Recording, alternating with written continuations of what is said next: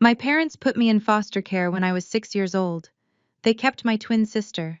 My mother told the social worker that I was the difficult one and that my sister had a future. For years, they told everyone I ran away. Decades later, they saw me on national television. Suddenly, they wanted me back. I smiled and said, "Of course, meet the woman who raised me." When she walked in wearing her Child Protective Services badge, my mother dropped her glass in pure horror. Before I continue this story, let me know where you are watching from in the comments below. Hit like and subscribe if you have ever had to stand up to family who threw you away. The studio lights of The Truth Unveiled were blindingly bright. I stood center stage in my tailored crimson suit, projecting the exact brand of authority that had made my investigative journalism show a primetime powerhouse. We were broadcasting live to 15 million viewers across the country, honoring grassroots social activists who had fought against systemic corruption. I had just finished interviewing a woman who exposed a massive corporate fraud ring, and the studio audience was on their feet delivering a standing ovation. I held my microphone steady, waiting for the applause to naturally fade. I thrived in this environment. Here, under the heavy camera rigs and the countdown clocks, I was in absolute control. Every question I asked, every silence I let linger, was a calculated move to expose the truth. I had built this media empire from nothing, using the very resilience my biological family had forced me to develop when they discarded me. I was 31 years old and at the absolute peak of my career. Then my meticulously controlled environment shattered. A sudden violent commotion erupted from the left side of the audience seating. The heavy soundproof doors burst open, and my floor director waved his hands frantically trying to signal security. But it was too late. Three people shoved past the heavy-set security guards and rushed straight down the illuminated aisle toward my stage. Even after 25 years of absolute silence, I recognized them instantly.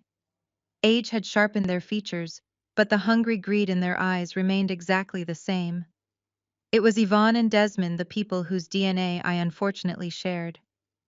Right behind them, wearing a designer dress she absolutely could not afford, was Serena, my twin sister, the undisputed golden child. Before my security detail could intercept and tackle them to the floor, Yvonne threw herself onto the stage. She collapsed to her knees, grabbing my waist with a theatrical wail that echoed through the entire studio. My microphone picked up the piercing sound, broadcasting it to millions of homes across America. "Oh my God, my baby!" she screamed, her voice cracking with perfectly rehearsed agony. "My beautiful daughter. You were kidnapped 25 years ago from our backyard. We searched until we were bankrupt. We never gave up hope. I have finally found you." The live studio audience gasped in collective shock. The camera operators instantly pivoted, zooming in on this supposed miraculous family reunion. Desmond stood behind his wife, wiping away non-existent tears, playing the role of the stoic, heartbroken father, finally reunited with his lost child. He placed a heavy hand on my shoulder, a possessive touch that made my skin crawl. But it was Serena who truly mastered the performance. Serena, who I knew had been drowning in debt while trying to maintain a fake luxury influencer lifestyle on social media, made absolutely sure her left side, the side she always considered her good angle, was facing the primary camera crane. She let out a delicate cinematic sob and reached out to hold my free hand. "Sister," she whispered loud enough for the boom mic to catch, "we missed you every single day." I did not pull away. I did not flinch. I did not give them the satisfying reaction of a traumatized victim. I had spent years interviewing corrupt politicians, scheming corporate executives, and ruthless criminals. A trio of greedy relatives looking for a payday was child's play by comparison. I knew exactly what they were doing. They had seen my face on billboards and magazine covers. They had seen my network ratings and my net worth. They knew I was powerful, and they wanted to hijack my platform to build a narrative where they were the tragic heroes. They wanted to force me into playing the grateful rescued daughter on live television, where they assumed I would be too embarrassed to cause a scene. They thought the pressure of 15 million viewers would force me to accept their embrace. They were catastrophically wrong. While the audience murmured in awe at the unfolding drama, I kept my posture rigid and commanding. I looked down at Yvonne, who was still clinging to my blazer and burying her face in the expensive fabric. I could smell her heavy floral perfume, the exact same scent she wore the day she packed my meager belongings into a garbage bag. I smoothly reached up and pressed the mute button on my microphone box, clipping the audio feed to the control room. The audience could only see us now, they could not hear a single word. I leaned down, wrapping my arms around Yvonne in what looked like a tender maternal embrace to the cameras. I put my lips right next to her ear. Kidnapped, I whispered, my voice dropping to a freezing calm tone. Is that what we are calling it now? Or was it that legally binding Child Protective Services document you signed? The one where you specifically stated this one is too difficult, just keep the sister who has a future. I felt Yvonne go completely rigid against me. Her theatrical sobbing stopped instantly. Her fingers, which had been tightly gripping my jacket, suddenly went slack. I pulled back just enough to look her directly in the eyes. I kept a bright, warm smile plastered across my face for the millions of viewers watching at home. Do not stop crying now, Mom, I whispered, keeping my teeth clenched in a flawless smile. You wanted a show and the cameras are rolling. Keep smiling, because I know Serena and her husband Carter are waiting to capitalize on this, and I know exactly what they are planning. Yvonne stared up at me, her perfectly applied makeup unable to hide the sheer panic washing over her face. The triumphant gleam in her eyes vanished, replaced by raw terror. She looked at Serena, who was still posing for the cameras, completely unaware that their entire house of cards had just been rigged with explosives. I reached down, unmuted my microphone, and turned to the main camera with absolute precision, ready to burn their fake reality to the ground. The red light on the primary camera blinked off, and the floor director pointed to me, yelling that we were clear for a commercial break. The second the studio audience applause faded beneath the soundproof barrier, my warm smile vanished. I did not wait for Yvonne to recover from the shock of my whisper. I grabbed her firmly by the elbow, my grip tight enough to let her know the performance was over. I grabbed Serena by her thin sequined strap with my other hand and marched them both off the stage before they could utter a single word to the press. Desmond scrambled behind us, trying to keep up his heavy breathing loud over the backstage commotion. I shoved them through the heavy oak doors of my private VIP green room and signaled my head of security to lock it from the outside. No one gets in, I instructed him. The moment the door clicked shut, the temperature in the room seemed to drop. Sitting on the white leather sofa with his legs crossed, casually, was a man I had never met but recognized immediately from my background research. Carter, Serena's husband. He wore a tailored suit that was trying very hard to look expensive, but the slight fraying at the cuffs gave away his actual financial reality. He was a crisis public relations manager who had built a mediocre career by spinning scandals for D-list celebrities. Now he was looking at me like I was his winning lottery ticket. Bravo, Nadia, Carter said, standing up and giving a slow, sarcastic clap. That was a beautiful moment out there. The camera loves you. 15 million viewers just watched the reunion of the decade. I ignored him and walked over to the vanity mirror, grabbing a makeup wipe to aggressively clean the spot on my cheek where Yvonne had pressed her fake tears. I am giving you exactly 2 minutes to explain why you hijacked my live broadcast before I have you all arrested for trespassing, I said, addressing the room through the reflection in the mirror. Yvonne immediately dropped her weeping mother act. She straightened her posture and crossed her arms, looking around the luxurious green room with naked greed in her eyes. You owe us, she said, her voice losing all its previous warmth. We gave birth to you. We brought you into this world, and you sit up here in your high tower making millions while your real family struggles. Serena stepped forward, checking her reflection next to mine. She fluffed her hair and pulled out her phone, probably eager to check her social media metrics. Do not act like you are better than us, Nadia. The whole world just saw how much we love you. If you try to throw us out now, you will look like a monster. Carter stepped between us, playing the role of the reasonable mediator. Ladies, let us keep this professional. He reached into his leather briefcase and pulled out a thick stack of papers, dropping it onto the glass coffee table with a heavy thud. This is a media franchise contract, Nadia. An exclusive reality television deal. I turned around, leaning against the vanity counter, and crossed my arms. A reality show, I repeated, my voice flat. Carter smiled, his teeth bright against his pale skin. Exactly. We call it the broadcast of a lifetime. America loves a redemption story. The lost billionaire daughter reunites with her humble, hardworking roots. We document everything: the tears, the healing, the family dinners. My firm will handle all the exclusive press rights. We already have 2 streaming networks ready to start a bidding war. All we need is your signature. And if I refuse? I asked, staring directly into his eyes. Carter's smile did not waver, but his tone turned sharp and calculating. You are a smart woman, Nadia. You understand media narratives. Right now, you are the hero. But if you walk out that door and call security, my PR firm will release a very different story to the press. We will paint you as the cold, heartless billionaire who turned her back on the struggling black family that spent 2 decades searching for her. Desmond finally spoke up, his voice gruff. We will tell them you were a difficult child, that you had violent tendencies, that we had to send you away for treatment and you ran off. People will believe us because people love to hate wealthy women who forget where they came from. Serena smirked, looking up from her phone. My followers are already trending our reunion. If I go live right now and cry about how my wealthy sister kicked our poor parents out into the street, your network shareholders will suspend you by morning. You will lose your show, your endorsements, and your reputation. I looked at the 4 of them.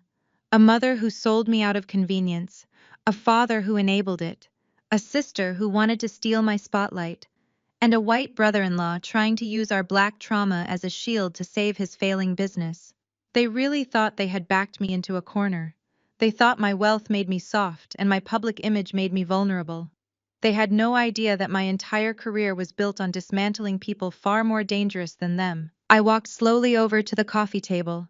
The silence in the room was absolute.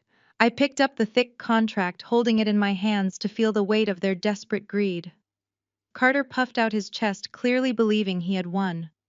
You really thought this through, Carter, I said, looking at the legal jargon on the front page. A crisis manager trying to create a crisis so he can bill for managing it. It is a classic move. Just sign the paper, Nadia, Carter said, checking his watch. We have a press conference to get to. I gripped the top of the contract, and in one swift motion, I ripped the thick stack of papers right down the middle.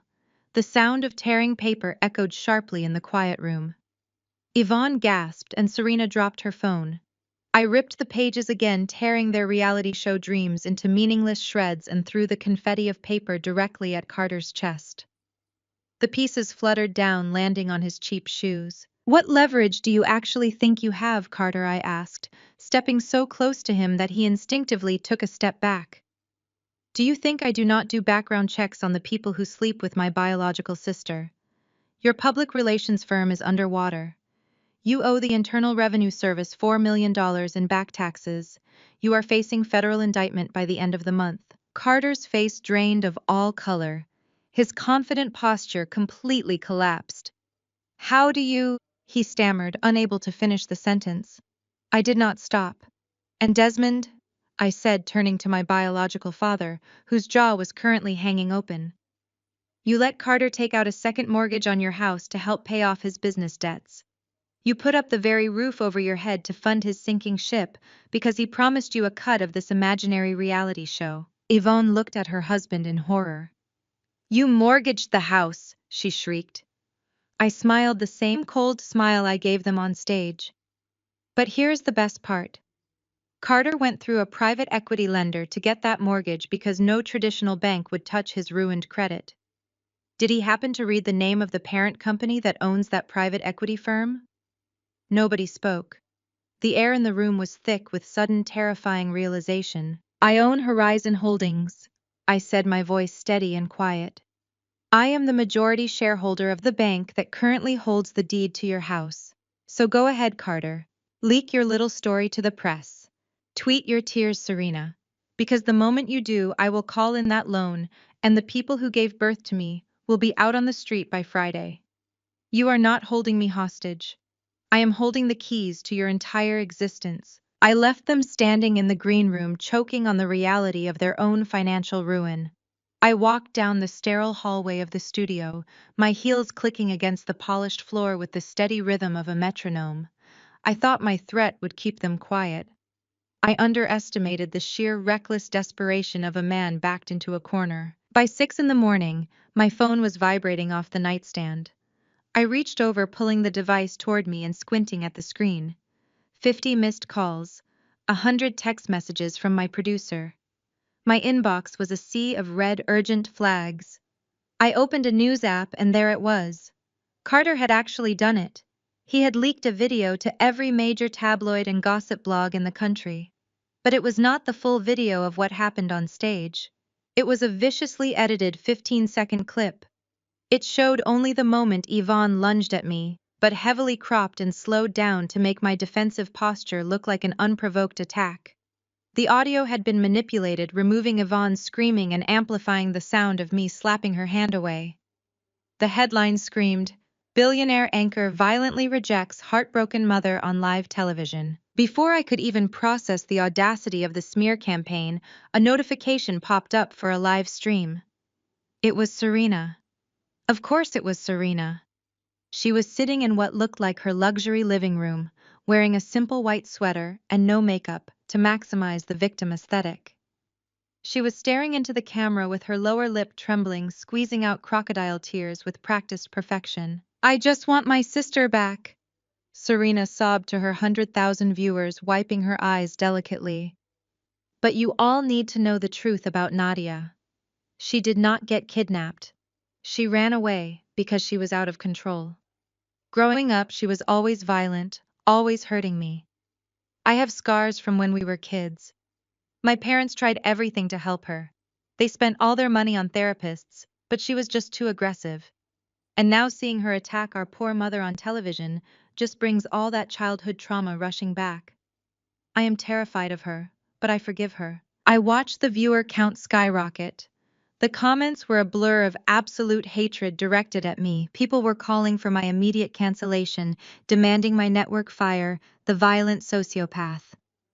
Carter had orchestrated a masterful hit job, using his wife's fake trauma to trigger a public execution of my character.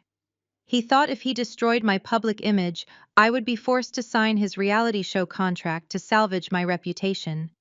He thought wrong. My phone buzzed in my hand. It was the chief executive officer of the network. His voice was tight with panic when I answered. "Nadia, you need to get to the boardroom right now. The sponsors are threatening to pull their ads. The shareholders are having a meltdown. We have to suspend you pending an investigation." I did not argue. I simply said I will be there in 20 minutes. I got out of bed, took a cold shower, and dressed in my sharpest charcoal suit. I did not feel fear. I felt a cold, calculating anger that sharpened my focus to a razor edge. When I walked into the executive boardroom, the atmosphere was suffocating. 12 board members sat around the massive mahogany table, looking at me as if I were a live grenade. The chief executive officer stood at the head of the table holding a printed document. "Nadia." He started, his tone heavy with corporate regret. "We love your show, but this scandal is radioactive. Serena is gaining public sympathy by the second. The edited video makes you look like a monster. We have a duty to protect the network. I need you to sign this temporary suspension agreement while the public relations team tries to put out the fire." I walked slowly to the end of the table, ignoring the piece of paper he held out to me. I did not say a word. I pulled my tablet from my briefcase, plugged it directly into the boardroom projector system, and tapped the screen. "Gentlemen," I said, my voice echoing off the glass walls, "you are panicking over a fabricated narrative designed by a man who is currently drowning in federal tax debt. You want to protect the network. So do I. Please direct your attention to the screen." I hit play. The screen illuminated with the raw, unedited, multiple-angle security footage from the studio. It showed exactly what happened before and after the stage stunt. It showed Serena fixing her hair and checking the camera angles before pretending to cry. It showed Yvonne stepping on a producer's foot to aggressively shove her way past security. It showed the entire calculated ambush. The board members leaned forward, their expressions shifting from anger at me to deep confusion. But that was just the appetizer. I swiped to the next slide. This is Carter, the man who leaked the edited footage to the press, I explained, pulling up a series of financial documents. He is my brother-in-law and a crisis manager who is $4 million in debt. But please look closely at these wire transfers. I highlighted 3 specific transactions on the screen. These transfers were made from Carter's shell company to 3 separate offshore bot farms at 2 in the morning. He did not just leak a video. He paid for a coordinated cyber attack against this very network. He paid to have bots flood our sponsors' pages with threats to boycott their products. He engineered a fake crisis to tank your stock so you would panic and force me to settle with him. The boardroom erupted. The chief executive officer dropped the suspension paper onto the table, his face turning a dark shade of purple. He paid to attack our sponsors, he yelled, slamming his fist against the wood. I nodded, tapping the screen one last time. He is actively committing corporate sabotage against a multi-billion-dollar media conglomerate to extort me for a reality show contract. He is attacking your money. So the question is not whether you are going to suspend me. The question is, how many corporate lawyers are you going to unleash on him before he finishes his morning coffee? The shift in the room was instantaneous. The fear that had been directed at me transformed into a ruthless corporate bloodlust aimed squarely at Carter. The older board members who just minutes ago wanted to throw me to the wolves were now pulling out their phones, barking orders to their legal teams. Get the general counsel on the line right now, the chief executive officer yelled to his assistant. I want a defamation lawsuit filed against Carter's firm before noon. I want a restraining order. I want every shred of this financial data sent to the federal authorities. We are going to sue that man into absolute oblivion. I unplugged my tablet and slid it back into my briefcase. The suspension document lay completely forgotten on the table. The network was no longer my enemy. Carter had unwittingly turned a massive corporate legal machine into my personal attack dog. I walked out of the boardroom, my position at the network more secure than ever before. Carter thought he could play a game of public relations warfare with me. He thought he could use the media to break me. He forgot that I am the media. The glass doors of the boardroom closed behind me, sealing the panic of the network executives inside. My phone was already buzzing in my pocket. I did not need to look at the screen to know who it was. Carter's little smear campaign had failed spectacularly, and the rats were scrambling. I walked into my private office and finally pulled the phone from my pocket. It was a text message from a number I had blocked years ago, but they had clearly used a burner phone to reach me. Nadia, we need to talk, just you and me, Dad. He named an absurdly expensive private dining club downtown, a place known for its strict privacy rules and exorbitant membership fees. I knew exactly what this was. The patriarch of the family stepping in to clean up the mess his golden child and her fraudulent husband had created. He thought he could leverage the title of father to force me into submission. He thought I was still the scared little girl he had thrown away. I called my head of security and told him to meet me at the restaurant. I was not about to walk into a trap blindly. I gathered my things, my mind running through the timeline of the trap I was about to spring on him. The restaurant was dim and smelled of expensive roasted steak and aged wine. The lighting was intentionally low, casting long shadows across the velvet seating. Desmond sat in a secluded corner booth wearing a tailored suit that probably cost more than my first car. He looked up as I approached and immediately put on the mask of a heartbroken, weary old man. He stood up slowly, opening his arms for a paternal embrace. I stayed exactly where I was, my hands resting at my sides. He cleared his throat, letting his arms fall awkwardly, and sat back down, gesturing to the empty leather seat across from him. I sat down, keeping my posture perfectly straight and my expression entirely unreadable. Desmond leaned forward, clasping his hands together on the polished wood table. His voice was low, trembling with manufactured grief. Nadia, this has all gone too far, he said, shaking his head sorrowfully. Your mother is beside herself. Serena is a complete wreck. And Carter, well, you know he just gets defensive when his family is threatened. We are your family, Nadia. We never wanted this media circus. We just wanted our little girl back. I let him talk. I let him spin his pathetic web of lies, watching how easily the manipulation flowed from his lips. It was the same smooth-talking charm he had used to con his way into upper-class social circles for decades. He played the victim so well, painting me as the prodigal daughter who had caused them nothing but pain.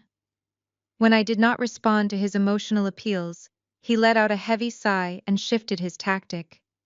The mask of the grieving father slipped away, revealing the cold, calculating businessman underneath. "Look!" he continued, his tone turning practical and sharp. "The public is tearing you apart right now. Carter's video did a lot of damage, and the network board must be breathing down your neck. We can make it all go away right now. We can go on your show tomorrow, hold hands, cry, and tell the world that we have reconciled. We can save your career and your reputation. But Carter's firm is in trouble, and your mother has medical bills from all the stress of finding you. $5 million, Nadia. That is all we need. 5 million, and we fix your image and leave you in peace forever.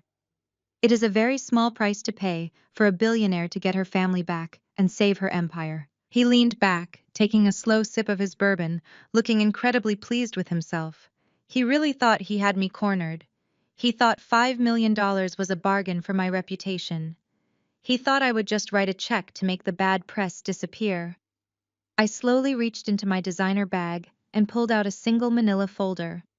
I placed it gently on the center of the table right next to his glass of bourbon. "I do not need your help with my public image," I said, my voice barely above a whisper, but laced with absolute venom. "And you do not need $5 million to save Carter's failing public relations firm. You need $5 million to replace the money you stole from me 25 years ago." Desmond's confident smirk vanished instantly. His eyes darted from my face to the folder. He stared at the paper, but did not reach out to touch it. "What are you talking about?" he demanded, his voice losing all its artificial warmth. I flipped the folder open. Inside was a yellowed medical report from the state hospital dated 25 years ago. I read the highlighted section aloud, my words cutting through the quiet restaurant.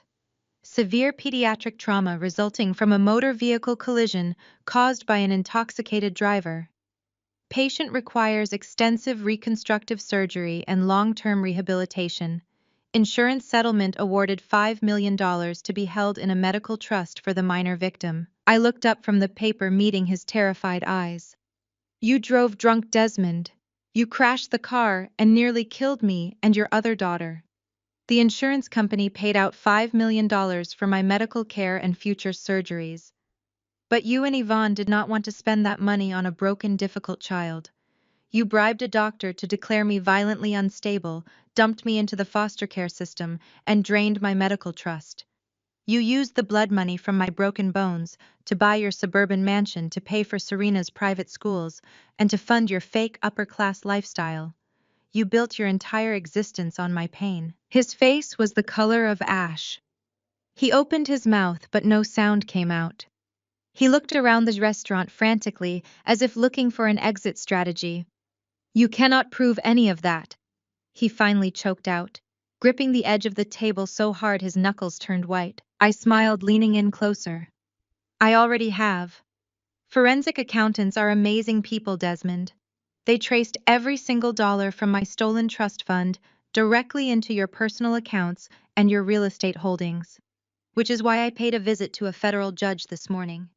You see, as the victim of that fraud, I have a legal right to reclaim stolen assets." I checked my watch, acting entirely unbothered. It was 3:15 in the afternoon.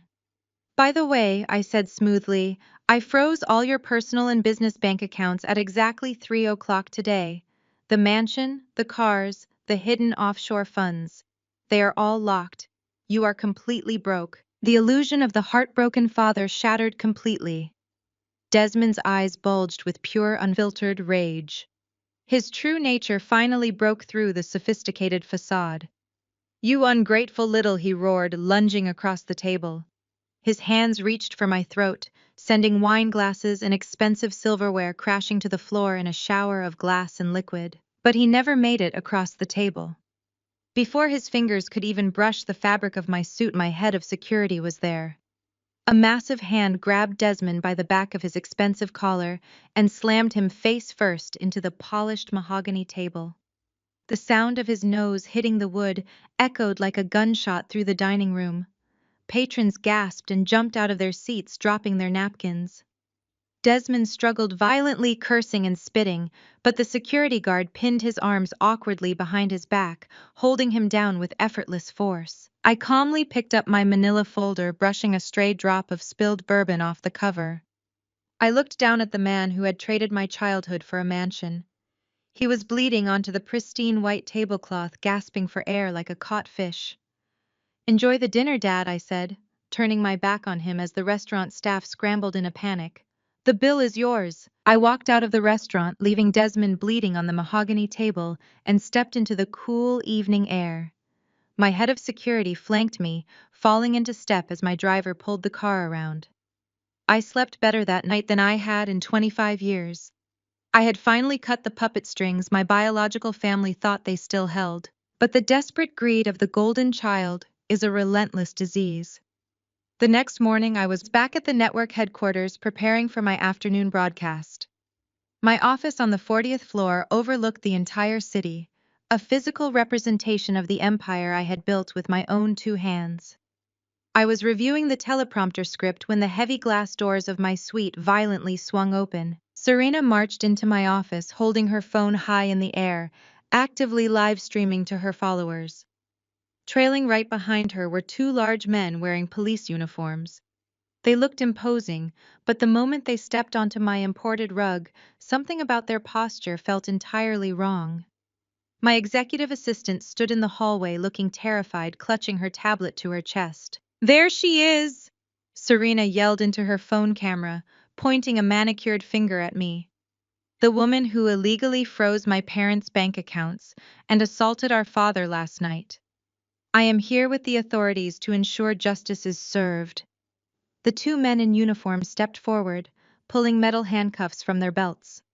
"Miss Wilson," one of them said in a gruff, exaggerated voice, "you are under arrest for financial extortion and corporate fraud. Please place your hands behind your back." I did not stand up.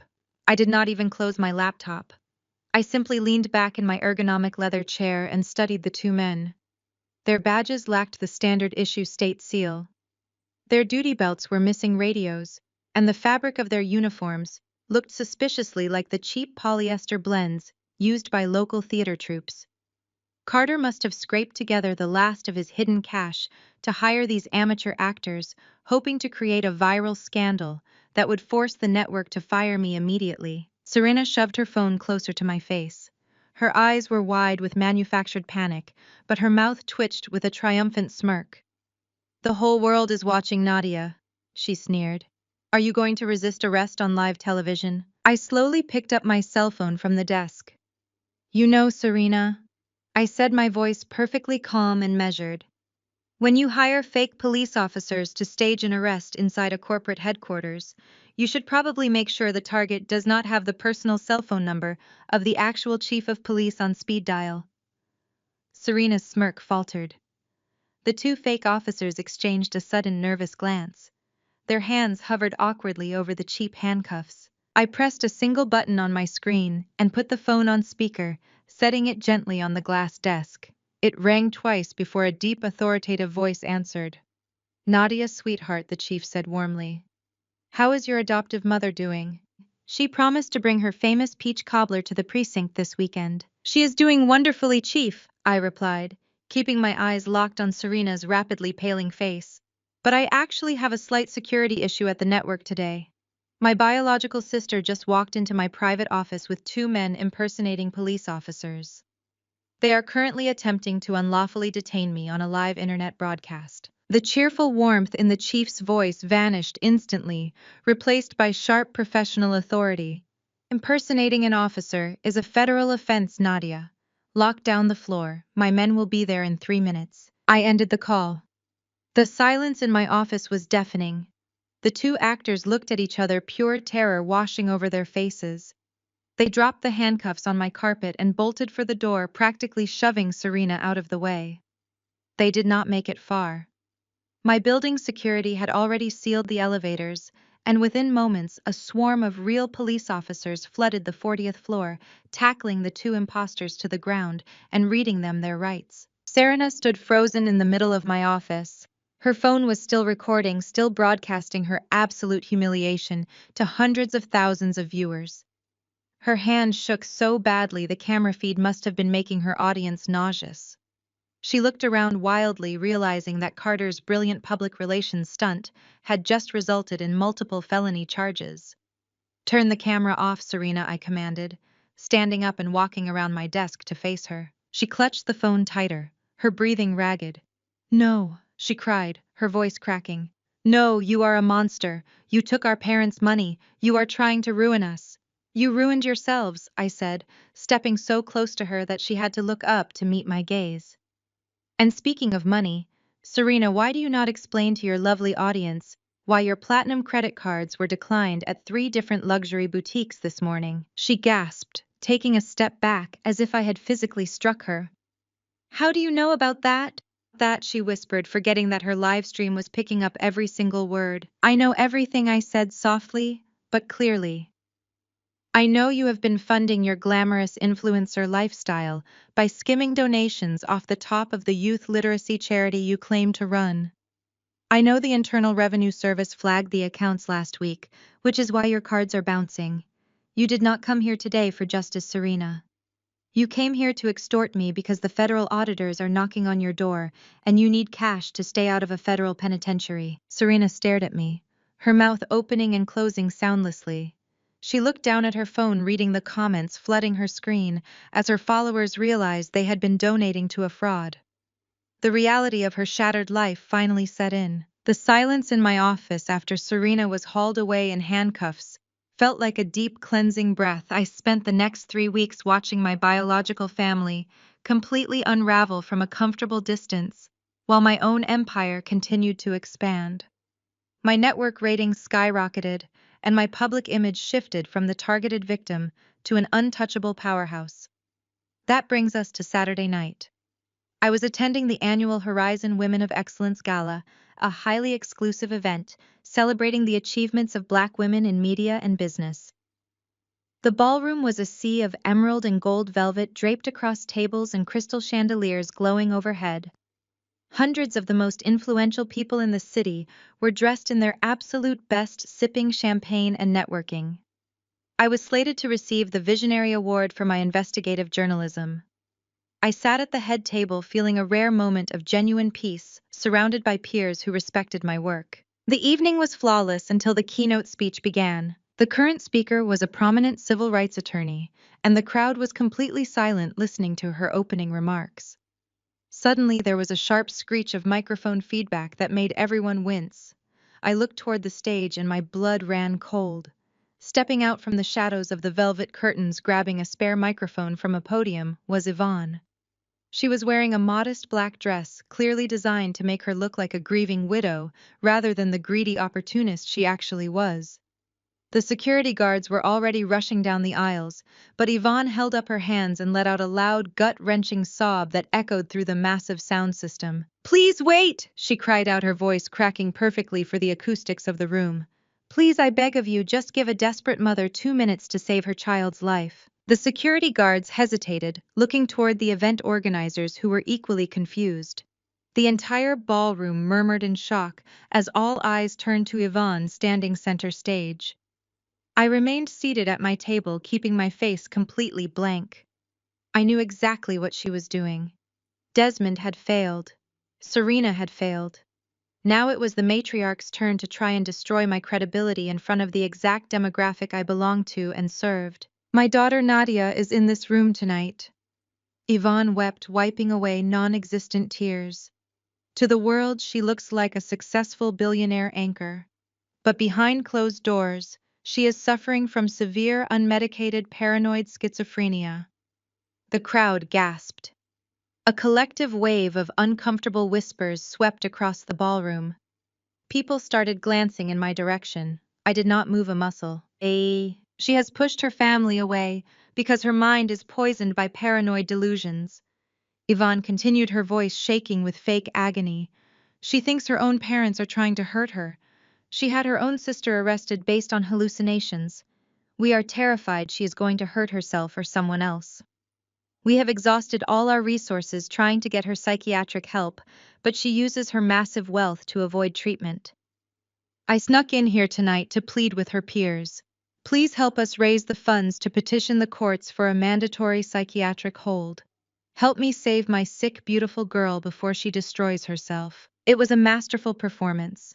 She hit every single note of maternal desperation, tapping into the crowd's empathy. By labeling me as a paranoid schizophrenic, she was attempting to invalidate everything I had done and everything I was about to do. If she could convince this room of elite Black professionals that my actions were the result of a severe mental break, the network would drop me instantly, and she could swoop in as my legal conservator. She wanted to institutionalize me and take control of my fortune. The room was heavy with shock. Several people were actually dabbing their eyes. Yvonne looked down at me from the stage, her face a mask of tragedy, but her eyes glittering with malicious triumph. She thought she had finally played the ultimate trump card. I slowly stood up from my table. The rustle of my silk gown seemed deafening in the quiet ballroom. I did not look angry or unhinged. I walked toward the stage with the slow, deliberate pacing of an apex predator. The crowd parted for me, letting me walk right up the steps. Yvonne instinctively took a step back as I approached, but I just held out my hand.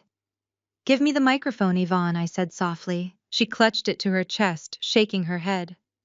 "Nadia, sweetheart, you need help," she wailed into the mic. I reached out and smoothly pulled the microphone from her grip. She let it go easily, probably thinking any aggression from me would only prove her point. I turned to face the hundreds of powerful women in the room. I smiled, letting a moment of calm stretch between us. "Mental illness is a serious tragedy," I said, my voice steady and resonant. "It tears families apart and destroys lives. It is also the exact excuse my biological mother used 25 years ago to steal a $5 million medical settlement meant for my reconstructive surgeries after my father drove his car into a tree." The crowd went dead silent. Yvonne let out a loud, offended gasp. "Nadia, stop, your delusions are taking over," she cried out, reaching for my arm. I stepped away from her and looked up at the massive digital projection screens flanking the stage. "Earlier this evening, my security team intercepted a very interesting vintage audio cassette from a storage unit owned by my biological parents," I told the ballroom. "I had my sound engineers digitize it just in case I needed it. Please direct your attention to the screens." I nodded to the AV booth in the back of the room. The screens faded to black and the crackle of an old cassette tape filled the ballroom. Then a voice cut through the static. It was younger, but unmistakably Yvonne. The audio boomed through the speakers. "Dr. Reynolds, we just cannot deal with her anymore. The settlement money cleared yesterday. If Child Protective Services takes her, we keep the funds, right?" A male voice replied, equally clear. "Yes, Mrs. Wilson, but we need a severe diagnosis to justify relinquishing custody without surrendering the medical trust." The recorded voice of my mother let out a cold, hard laugh that made the gala attendees visibly flinch. "Then write down whatever you need to write down, doctor. Paranoid schizophrenia sounds good. Put that in the file. Here is the 50,000 we agreed on in cash. Just get the little brat out of my house before the weekend." The recording clicked and hissed into silence. The silence that followed in the ballroom was absolute and suffocating. Thousands of eyes slowly turned from the screens down to Yvonne. The look of collective horror and pure, unadulterated disgust from the crowd was palpable. The elegant women in the audience were staring at her as if she were covered in venom. I turned back to Yvonne. She was frozen, her eyes wide with a terror so profound it looked like she might collapse. She had just broadcast her own monstrous crime to the most powerful people in the city. I leaned into the microphone. "You are right, Yvonne," I said, my voice dropping to a freezing calm. "Someone in this room belongs in an institution, but it is definitely not me." The security guards did not even wait for my command. They moved in and escorted Yvonne out of the ballroom while the elite crowd watched in absolute stunned silence. Nobody clapped, nobody whispered. They just stared at the woman who had sold her own daughter for cash. I walked back to my table and took a sip of my sparkling water, feeling the heavy weight of 25 years of gaslighting finally lift off my shoulders. My phone buzzed with an alert from my legal team. The recording was already in the hands of the district attorney. The statute of limitations on the fraud might be complicated, but the public execution of Yvonne's character was permanent. But the golden child and her desperate husband were not ready to surrender. Carter had watched his mother-in-law get destroyed on the massive screens and realized his reality show dreams were completely dead. His back taxes were due, and his PR firm was bleeding out.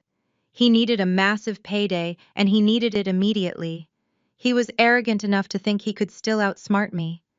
If he could not use my network, he would use my biggest competitor. Carter reached out to the editor-in-chief of the Daily Chronicle, a notorious tabloid known for tearing down powerful black women. He brokered a massive exclusive deal.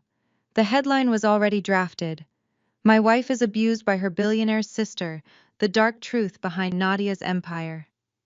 Carter fed them a narrative that the audio tape I played at the gala was an artificial intelligence deepfake. He claimed I was a ruthless tyrant who was starving my own family to feed my corporate ego. He promised them photos, medical records, and exclusive interviews with Serena crying about her traumatic childhood. The story was scheduled to drop at exactly 8 in the morning on a Tuesday. Carter and Serena probably sat in their heavily mortgaged living room, refreshing their browsers, waiting for my stock to plummet. They thought they had found my blind spot. They thought a rival media outlet was out of my reach. They never considered that a woman with a media empire and unlimited capital does not just manage the news, she owns the news. At 7:55 in the morning, Carter's phone rang.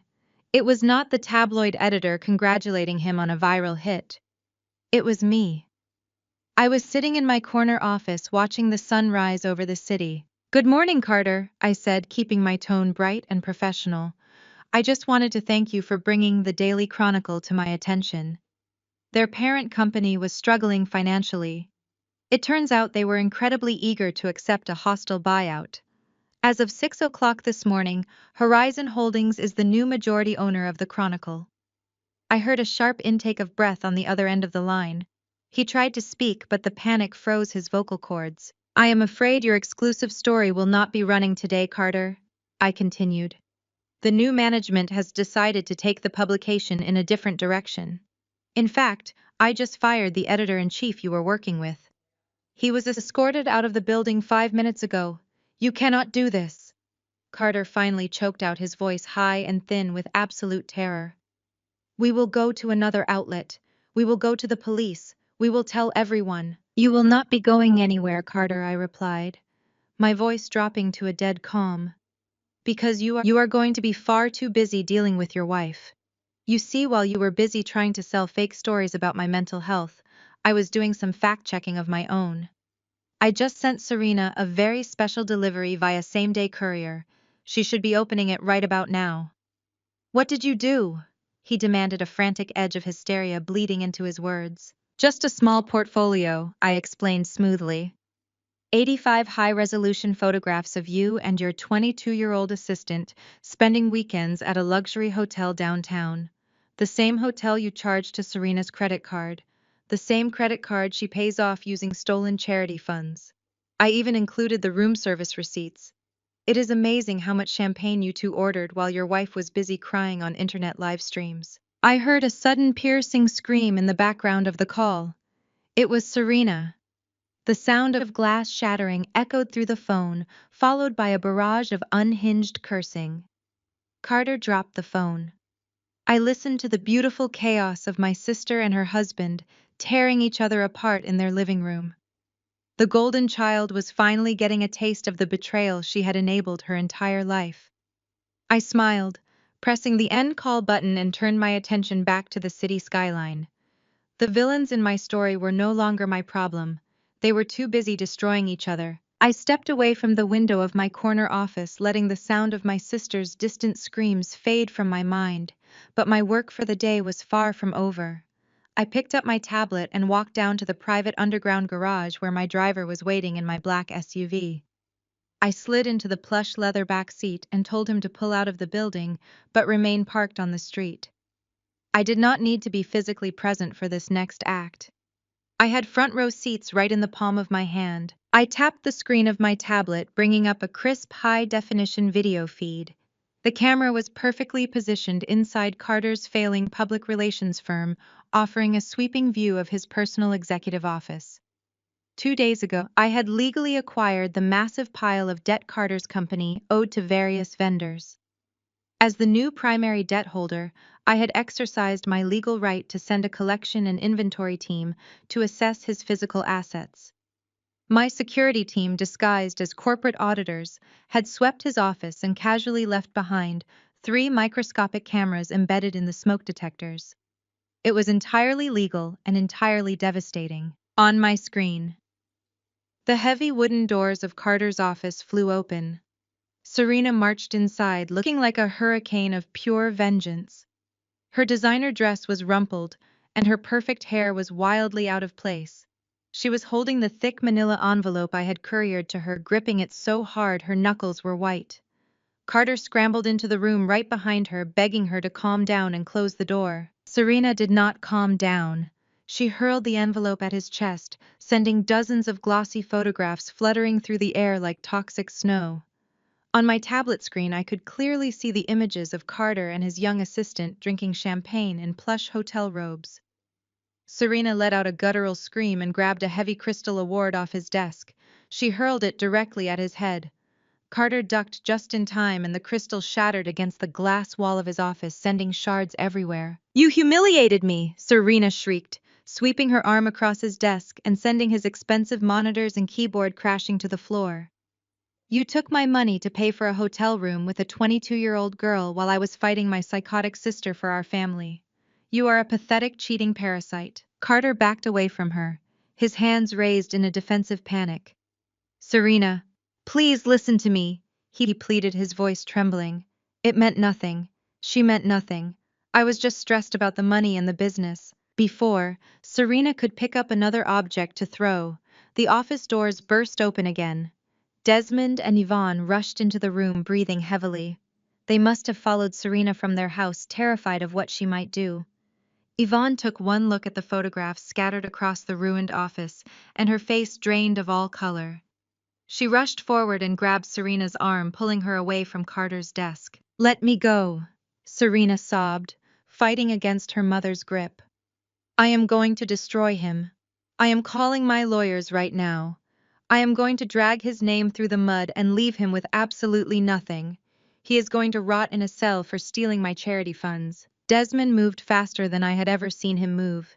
He grabbed Serena by both shoulders and shook her hard, forcing her to look at him.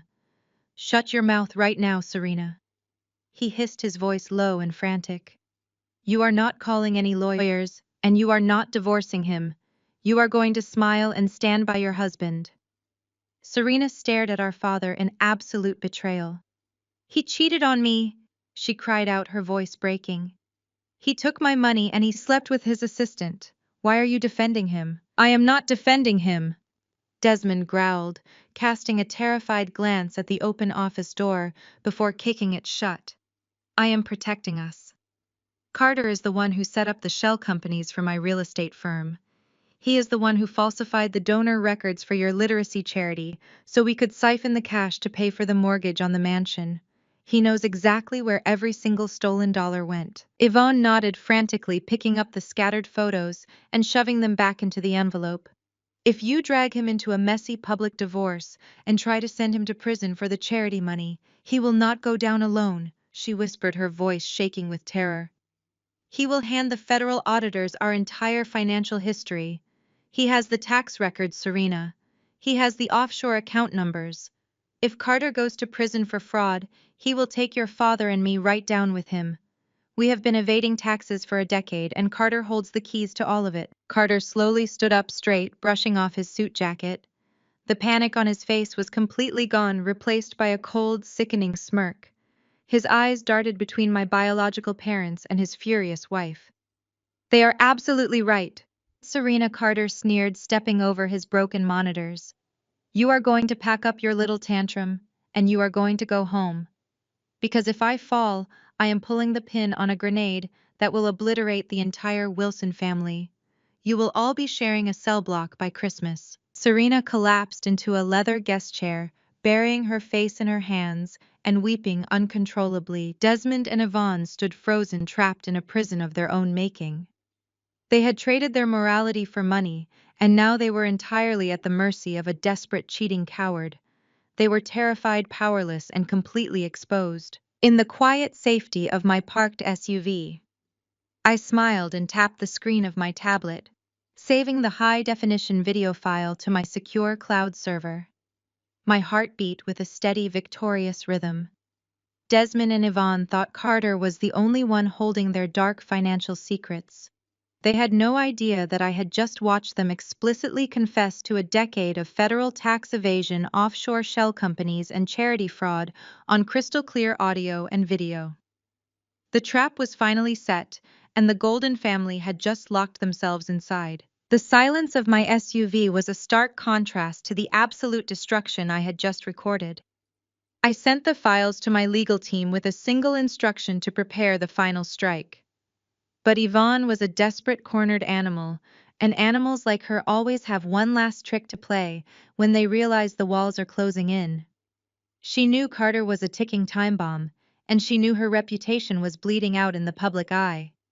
She needed a distraction so massive it would force me to back down out of sheer social pressure. Less than 48 hours after her confession in Carter's ruined office, my phone began buzzing endlessly. My public relations manager sent me a link that was already dominating every social media platform. I tapped the screen and there was my biological mother. She was lying in a hospital bed hooked up to heart monitors and oxygen tubes, looking frail and sickly pale. The video was a masterclass in emotional manipulation. Yvonne spoke in a weak, breathless whisper, staring directly into the camera with tears pooling in her eyes. She claimed her heart was failing her. She claimed the stress of our family conflict had triggered a massive cardiac event, and the doctors had given her only days to live. She looked directly through the lens and begged me to come to her bedside. She pleaded for a final forgiving goodbye from her estranged daughter before she passed away. She told the world she just wanted to hold my hand one last time and make peace with God. Within hours, the internet completely turned on me. The public loves a redemption story, but they love tearing down a successful Black woman even more. The comments were brutal, calling me a heartless billionaire, a monster who was letting her own mother die of a broken heart. Talk shows debated my lack of humanity, and hashtags demanding I visit her were trending worldwide. Yvonne had successfully painted herself as the tragic victim, using her own supposed mortality as a weapon. She thought I would panic. She thought I would rush to the hospital under the glare of paparazzi cameras, hold her hand, and publicly drop all my grievances just to save my own network ratings. She thought the pressure of the entire world would bend me to her will. She forgot that I had spent 25 years studying her lies.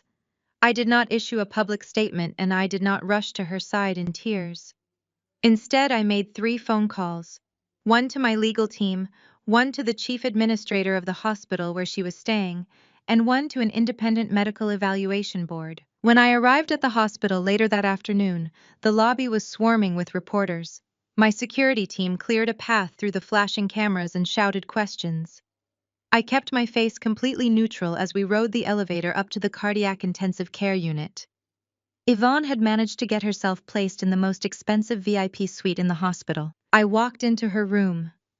Desmond and Serena were sitting on plush chairs, acting like grieving relatives. Yvonne was resting against the pillows, but when she saw me enter, her eyes lit up with a victory she could barely conceal. She weakly reached her hand out toward me, putting on a pathetic performance of a dying mother seeking grace. "Nadia," she whispered, her voice shaking beautifully. "You came. I knew you would not let me leave this earth without making peace." I stood at the foot of her bed with my hands folded in front of me. I did not reach out to take her hand. I just watched her act. "I am not here to make peace, Yvonne," I said softly, my voice carrying through the quiet room. "I am here to get a second opinion." Before she could drop her hand, the heavy wooden door to her suite opened again. 4 people walked into the room. 2 were members of the hospital's executive board, and the third was the chief of cardiology. The fourth was an independent toxicologist I had flown in explicitly for this moment. Desmond stood up quickly, his face twisting into an ugly mask of panic. "What is the meaning of this?" Desmond demanded, puffing out his chest. "My wife is in critical condition and you bring a crowd into her recovery room." The chief of cardiology ignored him and walked straight to the end of Yvonne's bed, holding a thick medical file. "Miss Wilson," the doctor said, looking directly at me and completely ignoring the fake dying woman. "Per your request and following hospital protocol regarding suspected medical fraud, we ran a complete independent workup on the patient." Yvonne ripped the oxygen tube away from her face, her sickly demeanor vanishing instantly. "You have no right to my medical records," she shrieked, her voice suddenly full of strength and venom. "Actually, she does," the hospital administrator said, stepping forward. "As the primary financial sponsor of this wing of the hospital, and the person you publicly named as your emergency contact in your viral video, Miss Wilson has the legal right to request a fraud investigation." The chief of cardiology opened the file. "The results are quite remarkable," the doctor said, staring at Yvonne with absolute disgust. "Your mother does not have a failing heart, Miss Wilson. In fact, her echocardiogram shows the heart of a perfectly healthy woman. However, her comprehensive blood panel revealed something else entirely." Serena backed away from the bed, looking terrified. Desmond was frozen in place. The toxicologist stepped forward. "The patient has lethal levels of an illegal synthetic stimulant mixed with prescription beta blockers in her bloodstream. This specific cocktail is often used on the black market to artificially induce the exact symptoms of a severe cardiac event without actually damaging the heart muscle. You did not have a heart attack, ma'am. You poisoned yourself with illegal narcotics to stage a medical emergency." The silence in the hospital room was so profound, I could hear the hum of the air conditioning. Yvonne's mouth hung open. The monitors beside her bed beeped steadily, proving how perfectly healthy her heart really was. The grand illusion was shattered completely. I leaned over the foot of the bed, looking right into her panicked eyes. "You begged the whole world for a final goodbye, Yvonne," I said, my voice perfectly calm and devoid of any pity. "And I think you are going to get it. But not from me." I stepped aside as the hospital administrator pulled a radio from his belt. "Send the police up to Suite 4, he said into the device. "We have a confirmed case of narcotics possession and massive medical fraud."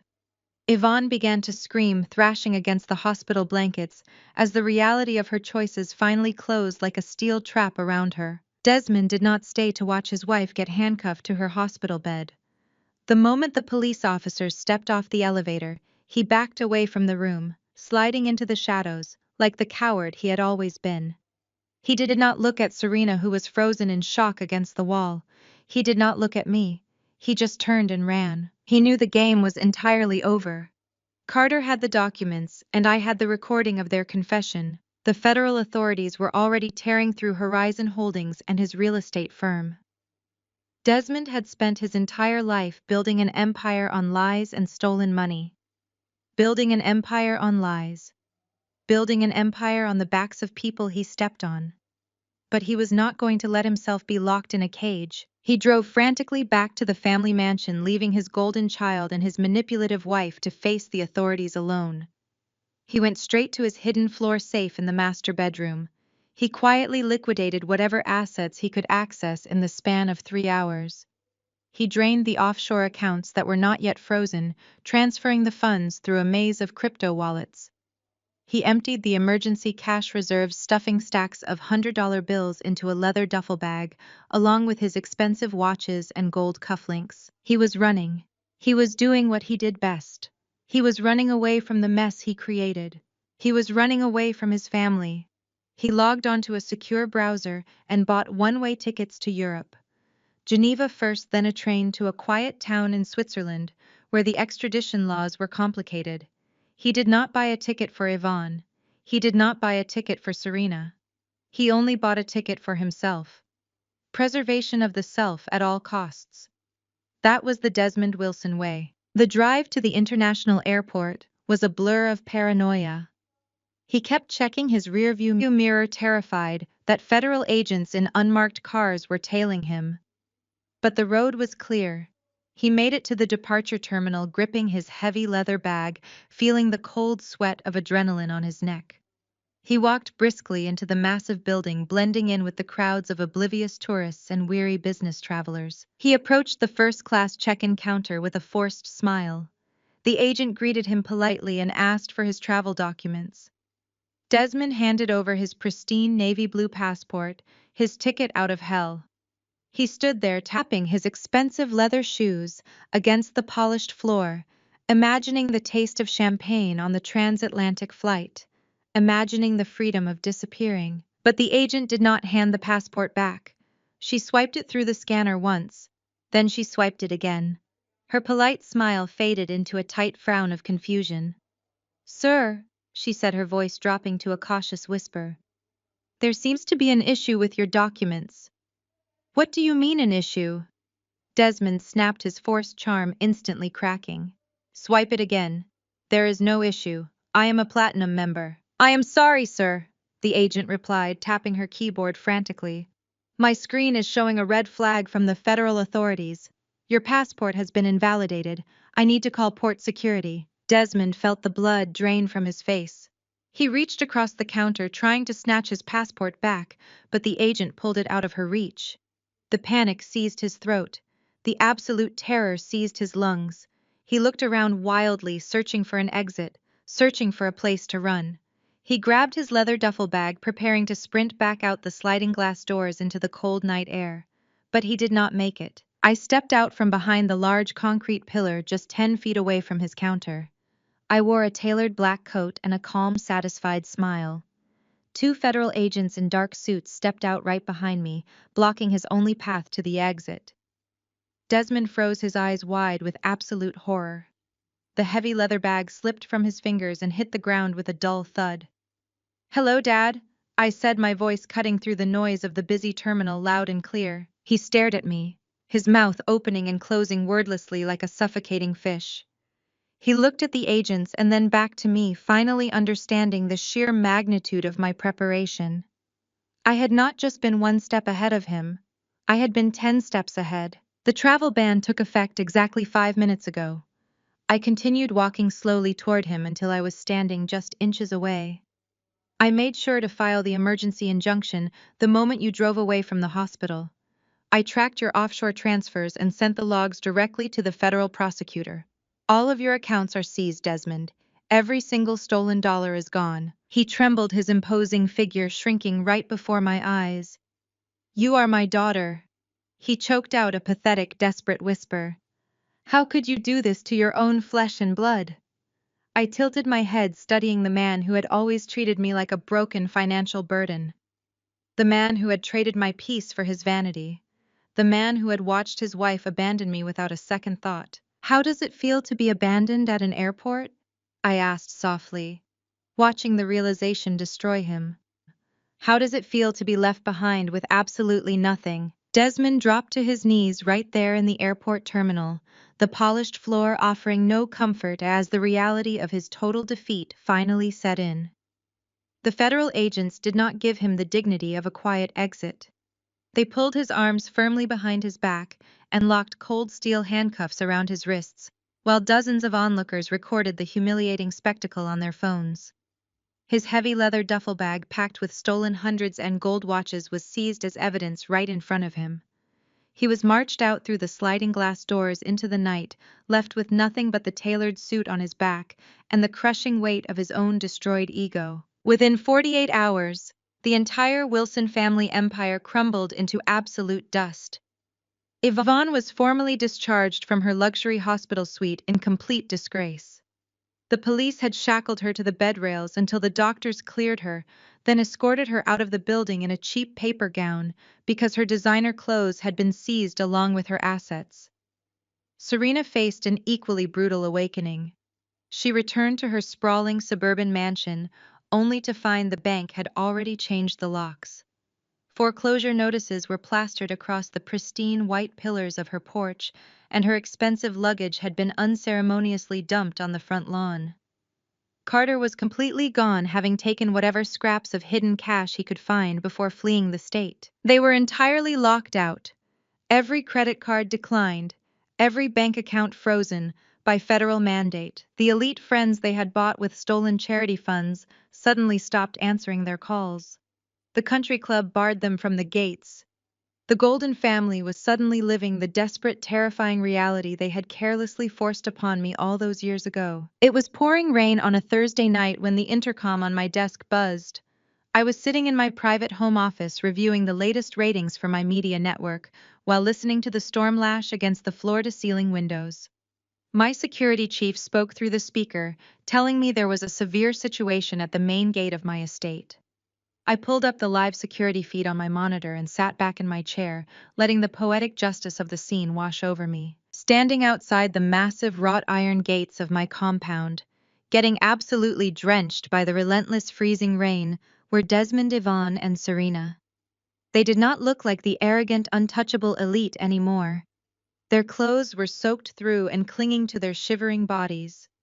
Yvonne's perfect hair was plastered flat against her face, and Serena was hugging her arms, looking small and terrified as the wind whipped around them. Desmond, the proud patriarch who had once ruled our family with an iron fist, was arguing weakly with my armed guards, pressing his face against the wet metal bars. "They are refusing to leave," ma'am, my security chief said, his voice entirely detached. "They are begging to speak with you. They say they have nowhere else to go." I watched the screen for a long moment. 25 years ago, I had begged them for just a fraction of their love, and they had slammed the door in my face, telling me I was a burden they could no longer carry. Now they were standing outside my fortress, shivering in the dark, begging for my mercy. I walked down the grand, curving staircase of my home and motioned for my security team to open the heavy wooden front doors. I stepped out onto the sprawling marble driveway, a massive black umbrella held over my head by my lead guard. The rain pounded against the pavement, echoing loudly in the cold night. As soon as the iron gates slowly swung open, the three of them stumbled forward onto the property, slipping on the wet gravel. They did not shout demands. They did not try to gaslight me or pretend they were the innocent victims of a misunderstanding. The sheer desperation of their poverty had completely broken them. Desmond dropped to his knees right there in the muddy driveway, his expensive suit soaking up the dirty water. Yvonne and Serena immediately followed, collapsing into the mud beside him. "Nadia, please!" Desmond cried out, his voice cracking horribly as the freezing rain washed over his face. "We have absolutely nothing left. The feds took the cars, they took the house, our accounts are frozen. We have not eaten since yesterday morning. Please, you have to help us." Serena looked up at me, sobbing violently. "I am sorry," she wailed, burying her face in her muddy hands. "I am so sorry for everything, Nadia." Carter took the last of the money and ran. "My friends will not even let me sleep on their couches. We are going to be living on the street. Please do not let us die out here." I stood in the dry safety of my umbrella, looking down at the people who had made my childhood a living nightmare. They were shivering, pathetic, and entirely broken. The power dynamic had completely inverted, and they were finally feeling the agonizing sting of being unwanted. "You want my help?" I asked, my voice cold and steady, cutting effortlessly through the sound of the pouring rain. "You want me to lift the asset freeze and call off my legal team so you can eat and sleep in a warm bed tonight?" "Yes," Yvonne gasped, reaching a shaking, muddy hand toward my boots. "Anything, Nadia. We will do anything you ask. Just please give us a chance to survive this." I looked at her reaching hand and felt absolutely no pity. "I will lift the freeze on your secondary accounts tonight," I said slowly, making sure they heard every single word over the raging storm. "I will give you back just enough money to secure a small apartment and buy food. But it comes with one non-negotiable condition." "What is it?" Desmond asked eagerly, nodding his head in the mud like a desperate animal. "Name your price. Tomorrow night is the season finale of my primetime network show." "The Truth Unveiled," I explained, staring down at them with dead calm eyes. "You are going to be my exclusive guests. The three of you will sit on my stage on live television, and you will take a polygraph test administered by a federal expert. You will answer every single question I ask you about the charity fraud, the tax evasion, and exactly how you abused and discarded me for 25 years. You will confess your sins to the entire world with nowhere to hide and no edits to save you." Serena gasped, shaking her head in sheer horror. We would be ruined permanently, she whispered, her voice barely audible over the rain. We could never show our faces in public again. Everyone would know exactly what we did. You are already ruined, Serena, I replied, my tone dropping to a chilling whisper. This is just the final receipt. So what is it going to be? The absolute truth on live television, or the streets in the freezing rain? They looked at each other, shivering and terrified, realizing they were completely trapped in a corner with absolutely no way out. Desmond slowly lowered his head into the mud, his broad shoulders shaking in total defeat. We will do it, he whispered brokenly, the last of his pride washing away in the storm. We will go on the show. The 48 hours leading up to the live broadcast of The Truth Unveiled were a masterclass in silent psychological warfare. My security team escorted Desmond, Yvonne, and Serena to a heavily guarded hotel downtown, giving them exactly enough money for room service and nothing else. They were trapped completely at my mercy, waiting for their public execution. The studio was buzzing with electric anticipation when Friday night finally arrived. My network had promoted the exclusive interview relentlessly. Promos flashed across billboards in Times Square and dominated social media feeds, promising the ultimate unmasking of the Wilson family empire. The entire country was tuning in. I arrived at the studio 3 hours before showtime. The backstage area was a labyrinth of cables lighting crews and nervous producers. I had assigned the Golden family to a cramped dressing room at the end of the hall, far away from my sprawling executive suite. Serena, pacing the cheap linoleum floor of her assigned room, was vibrating with a toxic mix of panic and petty rage. She had lost her mansion, her husband, and her elite status, but her vanity remained completely intact. She could not stand the thought of me looking powerful and composed on national television while she was forced to sit on a stool and confess her crimes. She needed to tear me down. She needed the audience to think I was the unstable one. Serena had managed to sneak a small vial of industrial-grade itching powder past my security guards, hiding it inside a hollowed-out tube of designer lipstick. It was a highly concentrated fiberglass-based irritant, known to cause severe, uncontrollable skin reactions the second it made contact with body heat and sweat. 45 minutes before we were scheduled to go live, Serena saw her opportunity. My personal assistant had hung my wardrobe options on a rolling rack in the hallway outside my suite, while the seamstress steamed a backup outfit. Serena slipped out of her room, checking the corridor to ensure it was empty. She quickly approached the rack and found the stunning emerald green couture gown I had selected for the broadcast. With shaking hands, she uncapped the hidden vial and dusted the entire interior lining of the gown with the invisible fiberglass powder, rubbing it deep into the silk fabric where it would sit directly against my skin.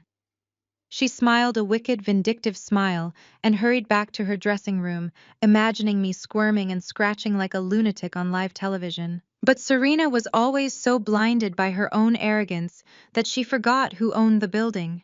She forgot that as the head of a major media network, I did not leave a single square inch of my studio unmonitored. I was sitting in the control room watching a wall of high-definition security monitors when she made her little sabotage run. I watched her dust the green gown with perfect clarity. I did not flinch, and I did not send security to drag her away. I just picked up my radio and called my head of wardrobe. "Change of plans," I said smoothly, staring at Serena's smug face on the monitor. "I will be wearing the black tailored suit tonight. Take the emerald green gown to Serena's dressing room. Tell her the network executives insist she wears it because the color contrasts better with the stage lighting.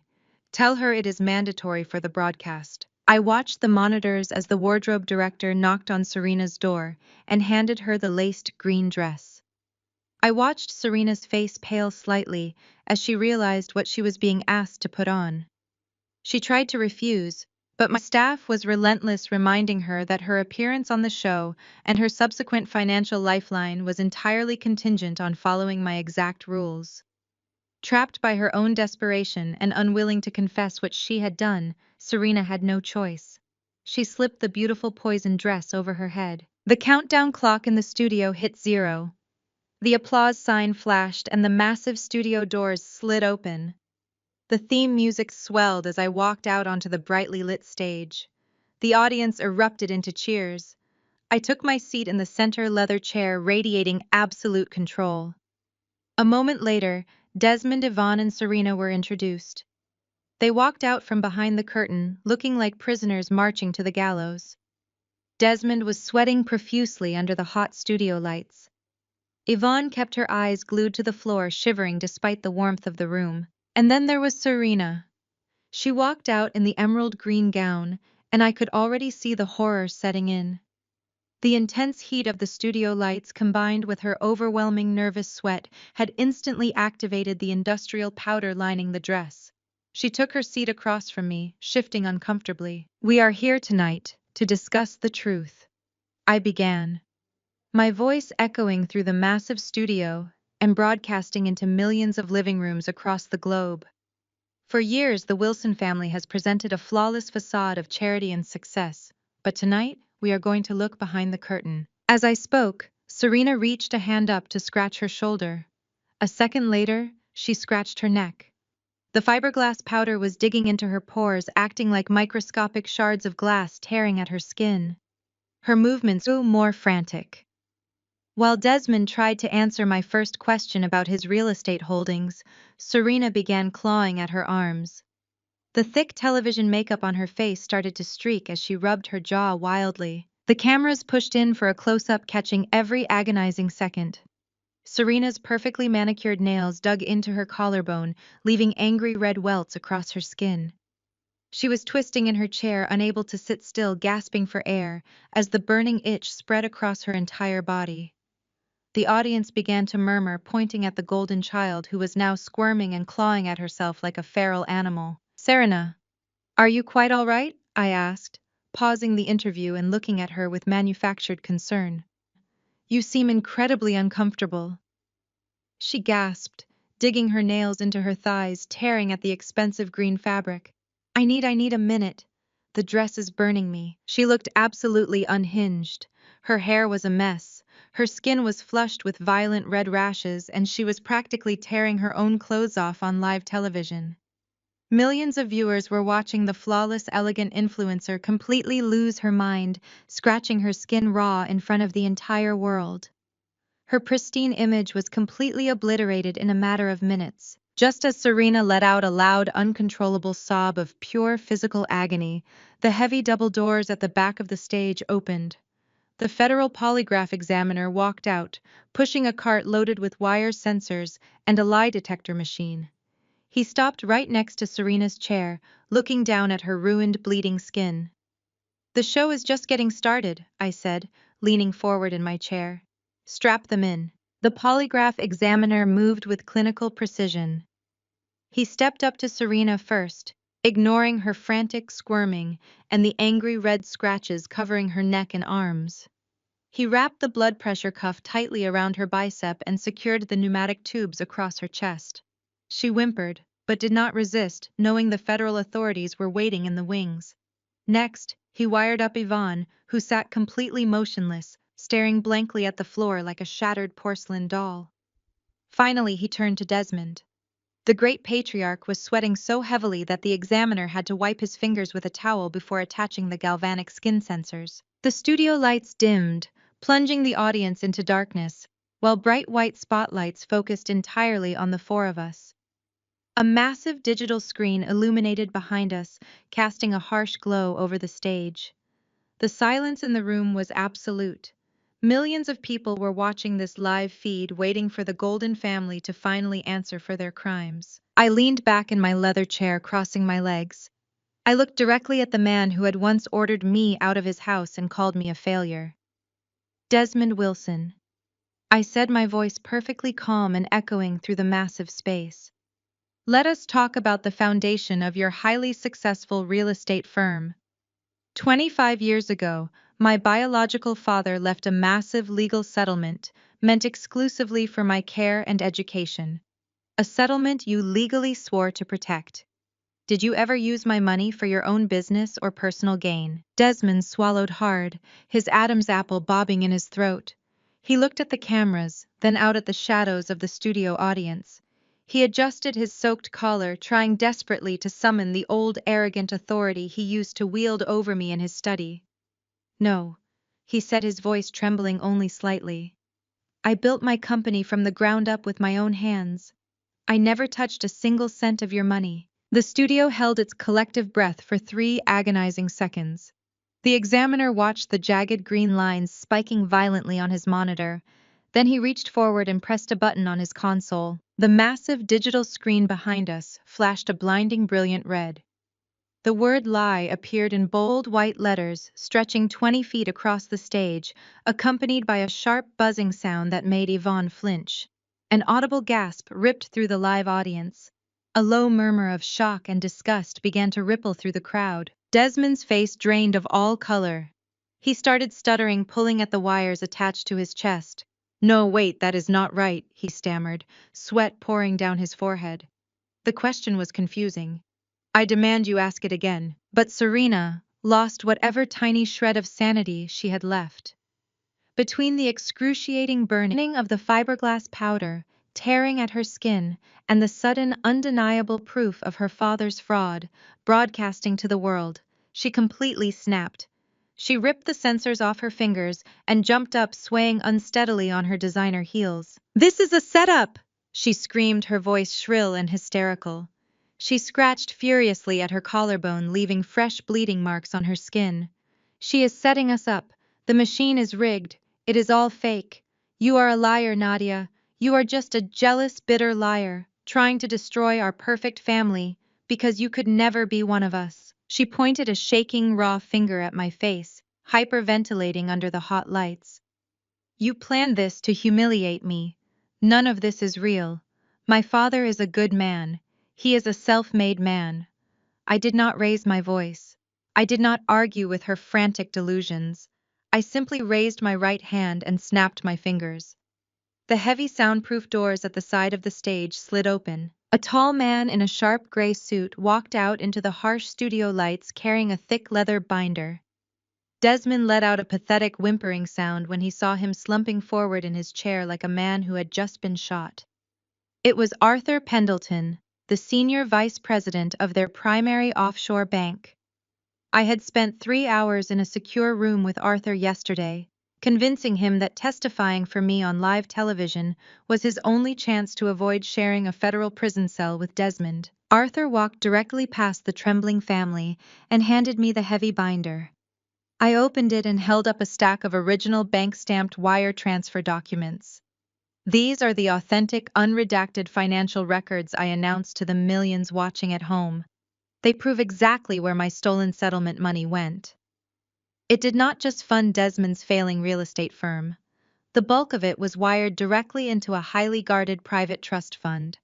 A trust fund that belongs entirely to Serena. Serena stared at the heavy leather binder in absolute terror. The burning fiberglass powder on her skin was momentarily forgotten as she looked at the undeniable proof of her stolen wealth. She stopped scratching and gripped the edges of her chair. She tried to speak, but her throat was completely closed. The entire world was watching her beautiful influencer facade crumble into the reality of a common thief. Her eyes darted wildly around the room, looking for anyone to blame, but there was no one left to protect her. Yvonne saw the empire entirely collapsing. Her husband was caught in a federal lie, and her golden child was exposed as a fraud on live television. Yvonne knew the ship was sinking fast, and she deployed her ultimate weapon. She began to weep. It was a spectacular performance. Yvonne dropped her face into her hands and let out a loud, gut-wrenching sob. Her shoulders shook violently under the harsh studio lights. She grabbed the microphone attached to her collar and looked out at the audience with tears streaming down her carefully lifted face. She was playing the role of her life. "I had to do it, Yvonne," wailed her voice echoing through the massive room. "I had to protect my family. Nadia, you were always so difficult. From the moment you were born, you were impossible to handle. You were always competing with Serena, trying to steal her light. You were so angry and volatile. I took that money to protect my home and to protect my real daughter from your jealousy. I was just a desperate mother trying to keep her family safe from a child who hated us." The performance worked exactly as she intended. A low murmur swept through the studio audience. The crowd was shifting. People inherently want to believe a crying mother. The narrative was blurring the lines of abuse, painting Yvonne as a tragic figure forced to make impossible choices. I could see a few women in the front row looking at her with genuine pity. Yvonne kept sobbing, leaning heavily against her chair, playing the victim perfectly. She buried her face in her hands, letting her shoulders heave with manufactured grief. She thought her tears would save her. She thought the social pressure of a weeping mother would force me to back down and apologize. She thought she could spin her greed into an act of maternal sacrifice. I did not argue with her. I did not defend myself against her desperate accusations. I did not raise my voice or show a single ounce of emotion. I simply reached forward and pressed a small silver button on the console of my leather chair. The bright studio lights dimmed slightly, and a heavy static crackle echoed through the overhead speakers. The murmur of the audience died down instantly. The static gave way to a grainy audio recording. It was an official dispatch tape from the State Department of Child Protective Services, recorded exactly 25 years ago. The voice of a tired social worker filled the quiet studio. Mrs. Yvonne, the social worker, said through the speakers, "Are you sure you want to surrender this child? She is perfectly healthy." Yvonne stopped crying immediately. The fake tears dried up in an instant, and her face turned the color of ash. Desmond shrank back into his seat, looking like a ghost. Serena froze completely, forgetting the terrible itching on her arms. The clear, chilling voice of a younger Yvonne rang out through the studio speakers, cutting through the air like a knife. "She is a burden." The younger Yvonne said, her tone devoid of any maternal warmth or hesitation.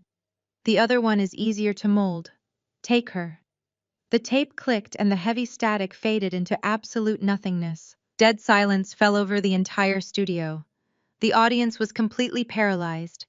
The pity they had felt just moments before evaporated into pure, unadulterated horror. No one breathed. No one moved.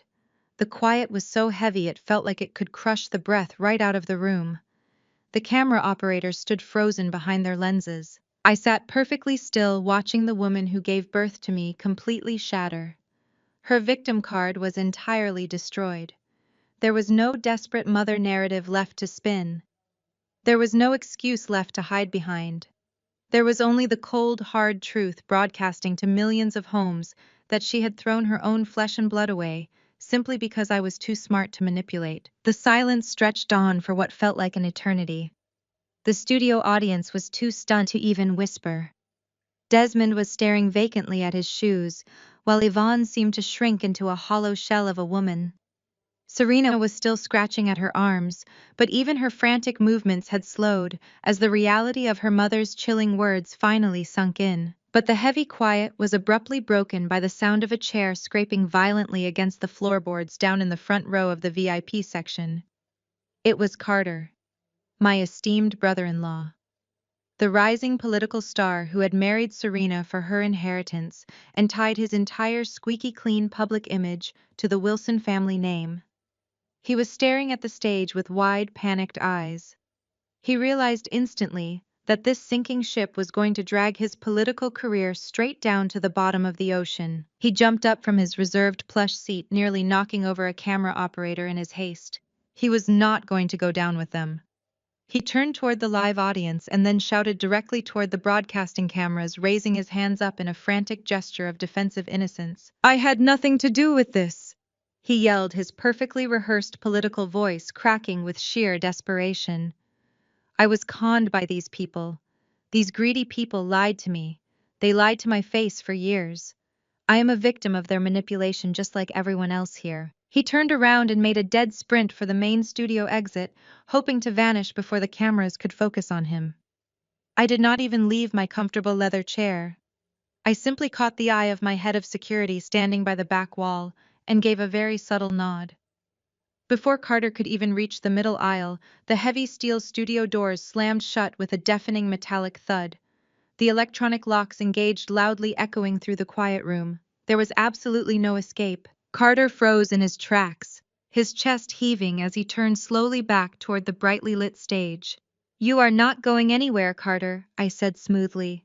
my voice projecting clearly through the overhead speakers. Please take your seat. You see, the Wilson family corruption was a disease that infected everyone it touched, and you were a very willing host. I pressed the silver button on my console again. The massive digital screen behind us shifted from the red polygraph graphic to a series of highly detailed bank records. These were not offshore accounts. They were the private ledger sheets for Carter's own youth sports charity. The exact same charity he had used to launch his wholesome political campaign. You did not just marry into the fraud, Carter, I explained, as the main camera zoomed in on his terrified, sweating face. You learned from it.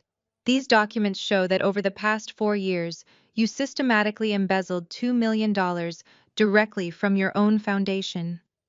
Money meant for underprivileged children was funneled right into your private campaign accounts. But you were not brave enough to do it under your own name. Were you? I continued, letting the undeniable evidence scroll slowly across the massive screen. You needed a scapegoat just in case the federal authorities ever came knocking at your door, so you forged Serena's signature on every single withdrawal slip. You made your own wife the primary fall guy for your massive theft. Serena stopped scratching. She stared at the massive screen, watching her own perfectly forged signature flash across the digital display. She looked down at Carter, who was now sweating through his expensive tailored suit, shaking his head and backing away toward the locked doors. The ultimate betrayal fractured whatever remained of Serena's mind. The husband, who was supposed to be her partner in elitism, had planned to send her to federal prison just to save his own skin. She let out a blood-curdling scream that echoed all the way up through the studio rafters. Completely ignoring the burning fiberglass powder eating at her skin, Serena vaulted right off the edge of the stage. She moved so fast that my security team did not even have time to intercept her. She lunged at Carter in the middle of the VIP section, grabbing him violently by the lapels of his expensive suit. "You absolute coward!" she shrieked at the top of her lungs. Before he could even raise his hands to defend himself, she slapped him across the face with such vicious force that the sharp crack echoed clearly through every studio microphone. He stumbled backward, tripping over a thick camera cable and crashing hard to the studio floor. Serena stood over him, screaming relentlessly and frantically scratching at her burning arms on live television in front of millions of viewers, as the entire illusion of their perfect lives finally shattered into a million unfixable pieces. Carter lay sprawled across the polished studio floor, gasping for breath and clutching his rapidly bruising cheek. The sharp crack of Serena's hand striking his face still seemed to echo in the cavernous space. The live studio audience was completely frozen in a state of collective shock, unable to process the violent implosion of the perfect political couple unfolding right in front of their eyes. Carter tried to scramble backward like a cornered crab, his expensive tailored suit collecting dust from the floorboards. He was babbling incoherently, muttering that he was innocent, that he was set up by his own wife, that his political career was built on helping the community. But nobody was listening to him anymore. The digital screen looming above the stage displayed every single forged document and illegal wire transfer in high definition. His political life was dead, and he was looking at decades in federal prison. Serena was a terrifying sight. Her emerald green couture gown was torn at the shoulder where her manicured nails had frantically dug into her own flesh. Her neck and arms were covered in angry red welts and bleeding scratches from the industrial itching powder she had originally meant for me. She stood over Carter, trembling with a feral kind of rage that stripped away every ounce of her carefully cultivated elegance. She was breathing heavily, her chest heaving as she glared down at the man who had just tried to throw her into a federal prison cell to save his own political ambitions. She raised her hand to strike him again, but the intense burning sensation on her skin made her flinch. She went back to clawing at her collarbone, letting out small, animalistic noises of pure distress. Her beautiful, flawless influencer brand was literally bleeding out on national television. My security team took a step forward, ready to separate them, but I raised my hand, simply signaling them to hold their positions. I wanted every second of this broadcast exposed to the world. I wanted the cameras to capture the exact moment the Wilson family turned on each other like starved wolves. The camera operators smoothly zoomed in on Carter's pathetic crawling and Serena's unhinged scratching, making sure not a single viewer at home missed the absolute destruction of the Golden Children. Desmond sat in his chair on the stage, staring blankly at the chaotic scene below him. The polygraph wires were still attached to his chest, reading his erratic, elevated heart rate. His entire legacy was ashes. His real estate empire was exposed as a fraudulent shell built on stolen money. His brilliant son-in-law was a documented embezzler. His golden daughter was clawing at her own skin and committing assault on national television. He looked old and hollowed out, completely stripped of the terrifying authority he used to wield over me when I was just a frightened child in his house. Desmond opened his mouth, as if to demand order, as if to try and fix the situation with his booming voice, but no sound came out. He was a broken king, sitting on a throne of lies, and the whole world was watching his kingdom collapse. But Yvonne was not ready to surrender. The sound of her own voice from that 25-year-old Child Protective Services tape was still hanging in the heavy air. The cold, clinical way she had called me a burden and handed me over to the state had completely shattered her desperate mother narrative. She could no longer play the victim. The audience would never pity a woman who threw away a perfectly healthy infant just because she was difficult to control. The viewers who had murmured in sympathy just moments before were now staring at her with undisguised disgust. So Yvonne reverted to her truest nature. If she could not be the victim, she would be the righteous attacker. She pushed herself up from her chair, tearing the polygraph sensors from her skin. Her legs were unsteady, but her eyes were burning with a toxic mixture of hatred and profound humiliation. The heavy television makeup on her face was streaked with genuine tears, but the sorrow had been entirely replaced by a venomous rage. She looked across the stage at me, sitting perfectly composed in my leather chair.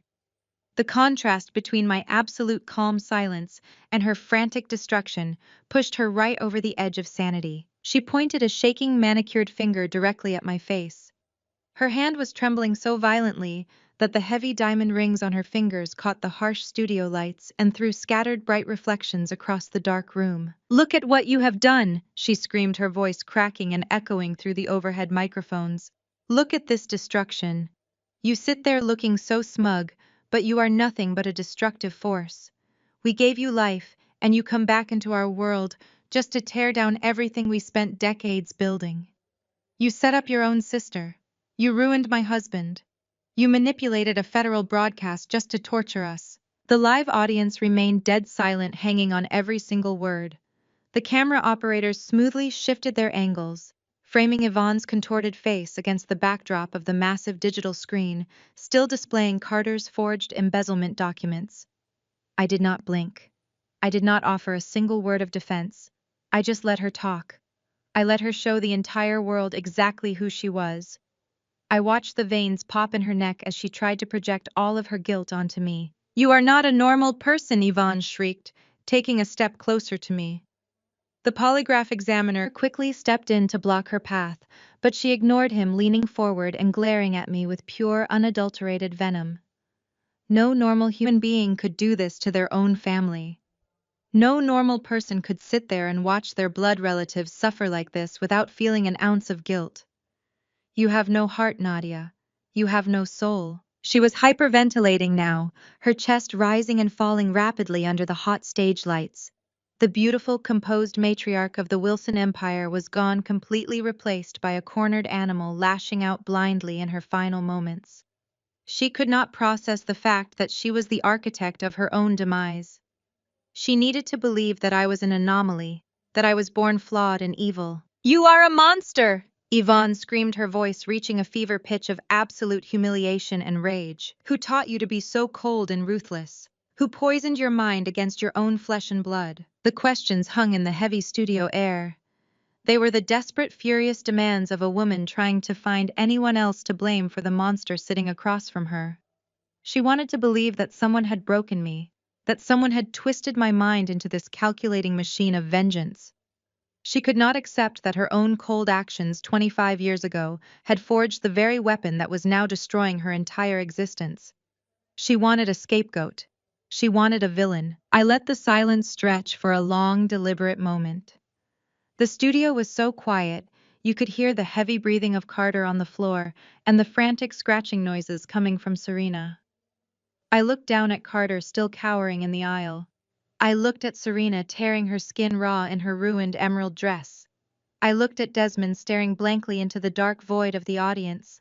And finally, I looked right into Yvonne's panicked, tear-streaked eyes. All my life, I had wondered what it would feel like to face the woman who threw me away. I had spent countless nights in tiny, cramped apartments, imagining the anger and the sorrow I would feel. I used to cry myself to sleep, wondering why I was not enough, why my own mother could look at me and see nothing but a burden.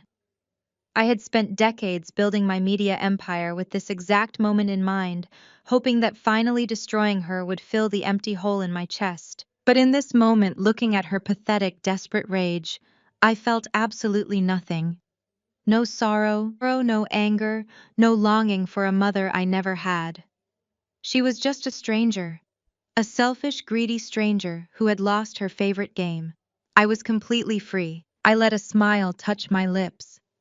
It started small, lifting the corners of my mouth, and then grew into the brightest, most genuine smile of the entire evening. It was not a smirk or a manufactured television expression. It was a smile of pure, authentic peace. The heavy burden of the Wilson family name had finally been lifted off my shoulders. "I have been waiting for you to ask that, Mom," I said, my voice soft, but carrying perfectly through the silent studio. I watched the confusion ripple across Yvonne's face. She had expected me to yell back. She had expected me to list her crimes or defend my humanity. She had expected me to cry and beg for an explanation. She had not expected a calm, genuine smile. She took a small step backward, suddenly looking very small and very afraid. "Of course," I said, leaning forward in my chair and gesturing gracefully toward the heavy soundproof doors at the far end of the stage. "Meet the woman who raised me." Carter lay sprawled across the polished studio floor, gasping for breath and clutching his rapidly bruising cheek. The sharp crack of Serena's hand striking his face still seemed to echo in the cavernous space. The live studio audience was completely frozen in a state of collective shock, unable to process the violent implosion of the perfect political couple unfolding right in front of their eyes.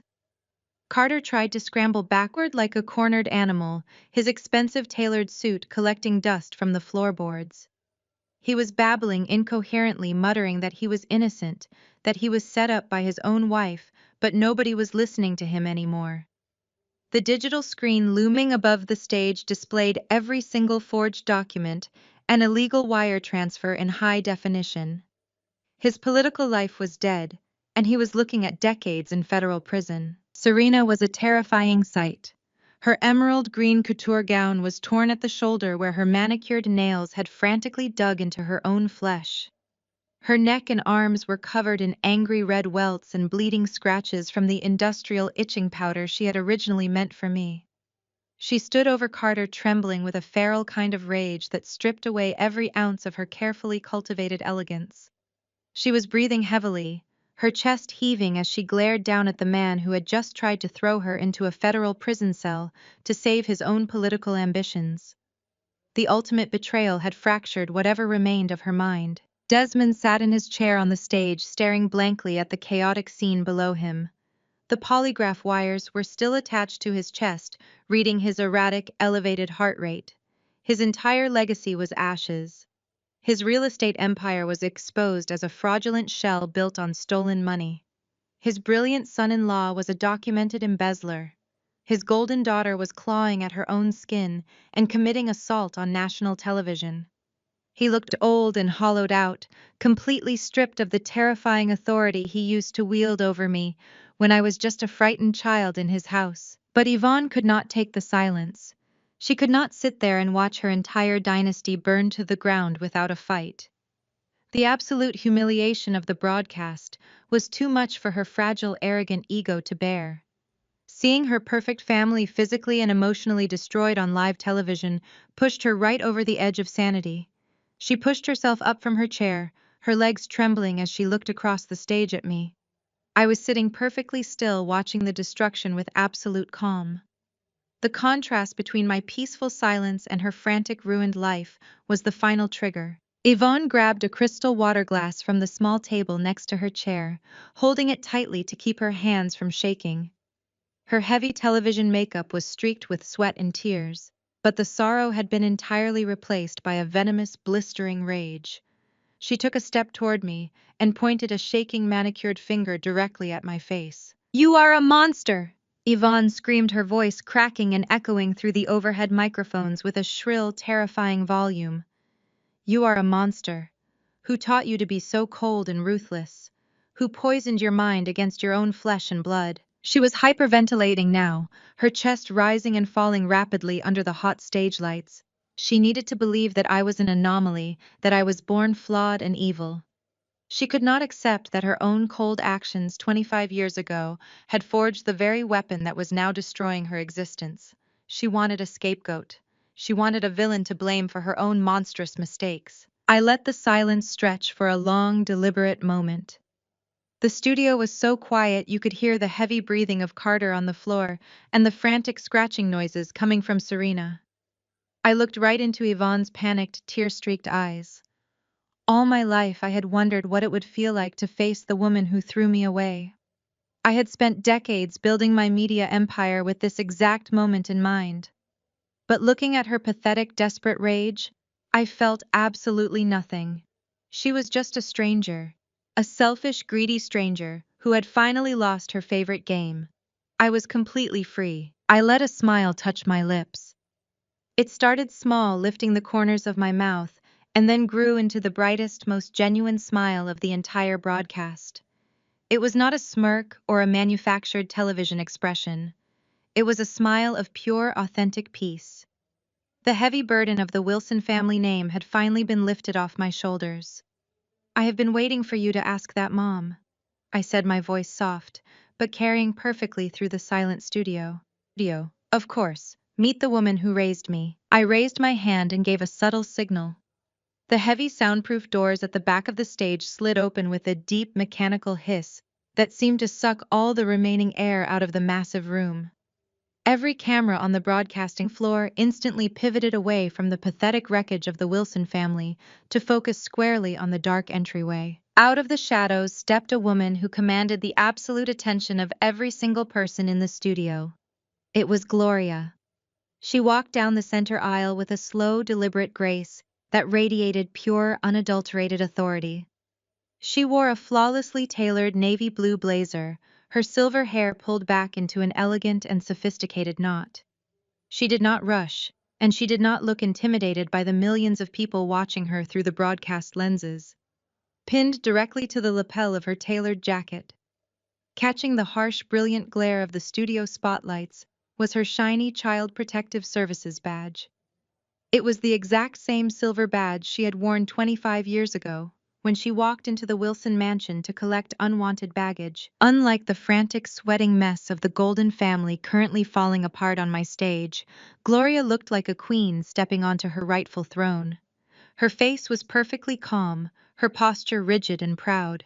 She did not spare a single glance for Carter or Serena. She kept her sharp, intelligent eyes fixed entirely on the woman standing across the stage from me. The live audience parted for her in complete stunned silence, leaning back in their seats as if making way for royalty. The only sound in the massive broadcasting room was the steady, confident click of Gloria's heels against the polished floorboards. Yvonne was still standing by her chair holding the crystal water glass. She watched Gloria emerge from the shadows and step fully into the bright white light of the main stage. Suddenly, Yvonne's eyes bulged out of her skull. The remaining color completely drained from her face, leaving her looking like a hollowed-out corpse. 25 years is a very long time, but guilt has a unique way of preserving certain faces perfectly in your memory. Yvonne instantly recognized the sharp, calculating eyes and the unyielding, proud posture of the woman standing before her. It was the exact same face of the social worker she had callously handed the state surrender papers to all those decades ago. The woman who had looked at her with quiet, suppressed disgust as she signed away her perfectly healthy infant daughter. the woman she thought she had dismissed as just another nameless, faceless government employee, hired to clean up a rich family's messy mistakes. The catastrophic realization hit Yvonne with the destructive force of a freight train. Her entire body seized in absolute terror. Her fingers went completely numb, losing all feeling. The heavy crystal water glass slipped right out of her trembling hand. It fell through the dead silent air in agonizing slow motion and hit the hard wooden stage floor, shattering into 100 glittering sharp pieces. The loud crack of breaking glass echoed like a gunshot through the sensitive studio microphones, making Desmond flinch violently in his seat. Cold water pooled around Yvonne's expensive designer shoes, soaking into the delicate hem of her custom dress, but she did not even blink. She just stared at Gloria with a look of absolute paralyzed horror. That is her, Yvonne stammered, her voice a broken, raspy sound that barely registered over her lapel microphone. Gloria did not stop walking until she reached the very center of the brightly lit stage. She stood right beside my leather chair, resting one warm, deeply reassuring hand on my shoulder. The physical touch grounded me instantly, sending a wave of absolute peace and profound victory through my entire body. This was my real mother, the woman who had taken a discarded, broken piece of the Wilson family and carefully molded her into a media titan capable of taking down an entire corrupt dynasty. Gloria looked down at the shattered glass pooling at Yvonne's feet, and then looked directly into Yvonne's terrified, bulging eyes. The studio audience was entirely mesmerized. People were leaning so far forward in their seats that they were practically falling out of them, holding their breath and remaining completely captivated by the raw, unscripted psychological destruction unfolding before them. The live feed comments on social media were exploding at a record-breaking pace, but the studio itself remained wrapped in a thick, dead silence. Gloria slowly stepped away from my chair and moved gracefully toward the center stage microphone stand. The spotlight shifted seamlessly following her elegant, upright form. She adjusted the microphone with steady, practiced hands, taking a moment to look out at the sea of faces in the dark audience before turning her attention back to the ruined family. She did not look angry or bitter. She looked completely and utterly victorious. She leveled her unwavering gaze at Yvonne, who was visibly shaking. Now her perfect, arrogant facade entirely melted away into pure, pathetic panic. "Yes, Yvonne," Gloria said, her voice incredibly smooth and powerful, echoing clearly through the massive studio speakers. "You told me she was the difficult one, but to me, she was the diamond you threw away. And as a former lead investigator, I have kept the original files of your crimes for 25 years. Yvonne stared at Gloria as the absolute finality of her words sank in. She had nowhere left to run and no lies left to spin. Before she could even open her mouth to stammer another pathetic excuse, a high-pitched wailing sound pierced through the heavy studio walls. The distant sound of police sirens was growing rapidly louder, echoing through the city streets and converging directly on our broadcasting building. The heavy steel doors at the back of the studio burst open again. This time it was not a single social worker stepping into the light. A swarm of federal agents in dark windbreakers stormed down the center aisle. FBI agents and financial crimes unit officers fanned out across the studio floor, moving with swift tactical precision. The flashing red and blue lights from the squad cars outside cast a frantic strobe effect through the high studio windows, painting the terrified faces of the Wilson family in harsh, alternating colors. A tall, stern-looking FBI agent stepped onto the stage and walked straight toward Desmond. He did not read him his rights with any sense of theatrical flair. He simply grabbed the real estate mogul's arms, pulled them roughly behind his back, and secured the cold steel handcuffs around his wrists. Desmond Wilson, the man who had built an empire on intimidation and stolen funds, was formally arrested for massive corporate fraud, grand embezzlement, and decades of perjury. He looked like a deflated balloon as they marched him away, his head hanging in total defeat. Yvonne tried to back away, her high heels slipping on the wet floor where her water glass had shattered. An agent caught her by the arm, turning her around. She began to weep hysterically, pleading that she was a mother, that she was a respected philanthropist. But the cold, metallic snap of the handcuffs silenced her. She was being dragged away for the exact same crimes as her husband, her perfect public image entirely dismantled on national television. Down on the studio floor, Carter was hauled to his feet by two financial crimes officers. They read him his charges for tax evasion and international money laundering as they marched him toward the exit. He kept looking back at the cameras, shaking his head and crying like a spoiled child. Serena was left completely alone on the floor. The itching powder had ravaged her skin, and the reality of her shattered life finally caused her legs to give out. She collapsed onto the floorboards, sobbing uncontrollably. She crawled toward the edge of the stage, looking up at me with mascara streaming down her ruined face. "Nadia, please," she begged, her voice a pathetic whine. "Please, you are my sister. You have to stop this. Show some mercy." I stood up from my leather chair and walked slowly over to the main podium. I looked down at the people who shared my blood as they were dragged away by federal authorities. I felt no need to offer any tearful goodbyes or emotional cliches about forgiveness and family. They had made their choices 25 years ago, and today was simply the collection of their debts. I looked past Serena's reaching hands and turned my gaze directly to the main broadcasting camera. My voice was steady, clear, and echoing with absolute power as I delivered my final words to the millions of people watching at home. "The truth can never be thrown away," I said smoothly. "Good night, America."